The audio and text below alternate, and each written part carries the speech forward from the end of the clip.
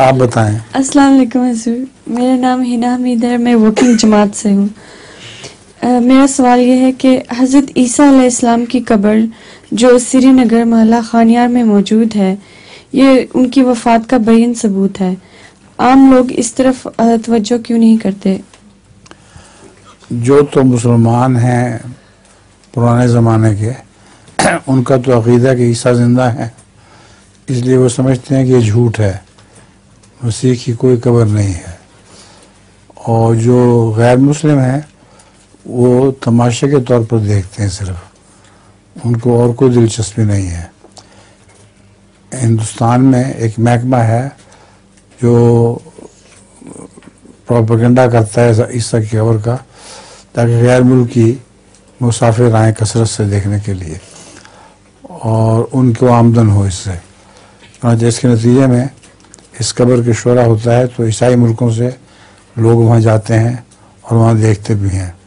इससे ज़्यादा उनको कोई फ़ायदा नहीं पहुँचता।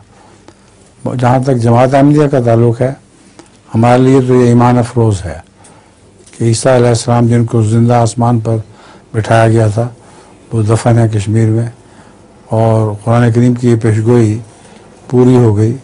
फ़ावैनाहुमा इला रब्बतिन ज़ात क़रार व मकीन व मईन, कि हमने मूसा अना ईसा और उसकी वालदा को एक ऐसी पहाड़ी इलाके की तरफ पनाह दी जहाँ सुकून था बहुत और दिलकश वादी थी और चश्मे बहते थे।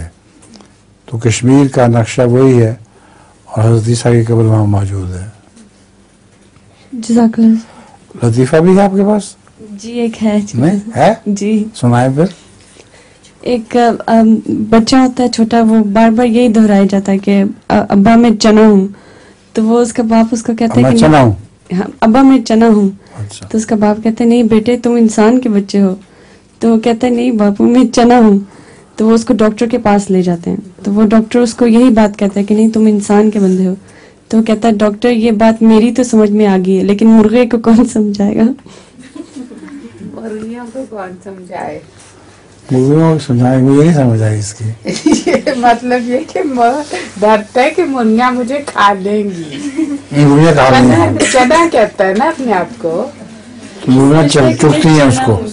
डॉक्टर को कहता है कि ये बात मुझे तो हाँ समझ में आ हाँ गई ठीक है। कि मैं इंसान का बच्चा। बाद लोगों को ये वहम हो जाते हैं इस किस्म के। एक आदमी को वहम था कि मैं शीशे का बना हुआ हूँ, तो उसका वहम दूर ही नहीं होता था। तो लोगों ने समझाया, मानता नहीं था, कहता मैं शीशे का हूँ। एक डॉक्टर के पास लेके गए, साइकोलॉजिस्ट के पास। उसको ख्याल आया कि इसको मैं ज़ोर से थप्पड़ मारूं तो ये ठीक हो जाएगा। जब इसको कुछ नहीं होगा तो आप ही वहम दूर हो जाएगा। उसने जो उसे थप्पड़ मारा तो चुन चुन चुन करके वहीं मर गया। तो वहम के नतीजे में वाक़यातन ये साइकोलॉजी की किताबों में लिखा हुआ है कि ऐसी बातें हो जाती हैं। उस बच्चे को भी वहम था बेचारे को कि मैं चना हूँ। मुर्गियाँ उसको चौंका दिया, टोंगे मारा करती थी।